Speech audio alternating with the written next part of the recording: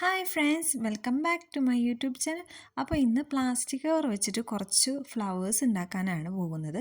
അതിന് വേണ്ടിയിട്ട് ഒരു പ്ലാസ്റ്റിക് കവർ എടുത്തിട്ടുണ്ട്.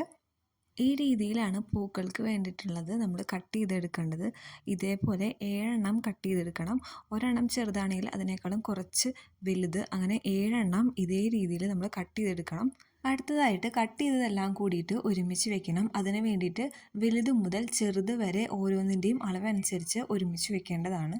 ഇനി ഇതെല്ലാം ഒരു പശ ഉപയോഗിച്ച് ഒട്ടിച്ചു കൊടുക്കാം, അല്ലെങ്കിൽ ഞാൻ ഇവിടെ ഒരു നൂല് ഉപയോഗിച്ച് കെട്ടാണ് ചെയ്യുന്നത്. അപ്പോൾ പ്ലാസ്റ്റിക് കവർ വെച്ചിട്ടുള്ള പൂവ് റെഡി ആയിട്ടുണ്ട്. ഇനി ഓരോ ഇതളുകളും ഇതിൽ നിന്ന് നിവർത്തി നല്ല ഭംഗിയാക്കാണ് വേണ്ടത്. ഇവിടെ ഞാനൊരു 5-6 കളറുള്ള പ്ലാസ്റ്റിക് കവർ ഉപയോഗിച്ച് പൂ ഉണ്ടാക്കി വെച്ചിട്ടുണ്ട്. നിങ്ങളുടെ കയ്യിൽ ഏതാണോ കവർ ഉള്ളത് അത് വെച്ചിട്ട് ഉണ്ടാക്കി നോക്കുക. അടുത്തതായിട്ട് ന്യൂസ് പേപ്പറൊക്കെ ചുരുട്ടി തണ്ടുകൾ ഉണ്ടാക്കി വെച്ചിട്ടുണ്ട്. ഇത് പൂമ്മ ഒട്ടിച്ചു കൊടുക്കുകയാണ് ചെയ്യേണ്ടത്.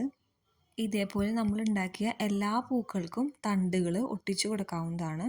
അങ്ങനെ ഒട്ടിച്ചു കൊടുത്ത തണ്ടുകൾക്കെല്ലാം ഗ്രീൻ പെയിൻറ് അടിച്ചു കൊടുത്തിട്ട് ഭംഗിയാക്കാം. അപ്പോൾ ഇവിടെ വിവിധ കളറിലുള്ള പ്ലാസ്റ്റിക് കവർ ഉപയോഗിച്ചിട്ടുള്ള പൂക്കൾ ഇവിടെ മനോഹരമായിട്ട് ചെയ്തെടുത്തിട്ടുണ്ട്.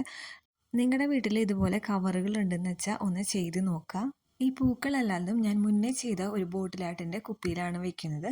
അപ്പോൾ വീഡിയോ കാണാൻ ലൈക്ക് ചെയ്യാൻ മറക്കല്ലേ. ചാനൽ ആരെയും സബ്സ്ക്രൈബ് ചെയ്യാത്തതുണ്ടെങ്കിൽ സബ്സ്ക്രൈബും ചെയ്തോളൂ. അപ്പോൾ അടുത്ത വീഡിയോയിൽ വീണ്ടും കാണാം. Okay, by.